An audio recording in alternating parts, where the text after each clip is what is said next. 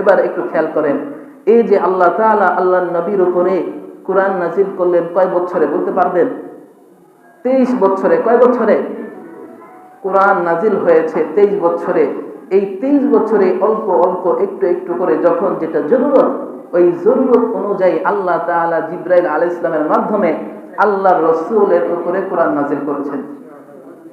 আর এই যে নামাজ, 5 ওয়াক্ত নামাজ আল্লাহ তাআলা তার রাসূলকে হাদিয়া দিলেন, ফরজ করলেন নামাজ। এই নামাজটা আল্লাহ তাআলা তার কাছে নিয়ে, তার দিদারে নিয়ে স্পেশাল ভাবে হাদিয়া দিয়েছেন। সুবহানাল্লাহ।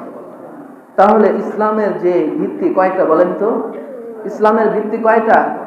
5টা। এই 5টা ভিত্তির ভিতরে ঈমানের পরে সর্বপ্রথম কোন ভিত্তি বলেন তো?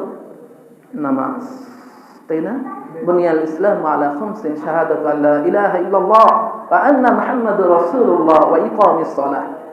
2 নাম্বার ইকামিস সালাহ, তথা ঈমানের পরে সর্বপ্রথম সবচেয়ে উৎকৃষ্ট, সবচেয়ে উত্তম যে আমল সেটা হলো নামাজ। সেটা হলো কি?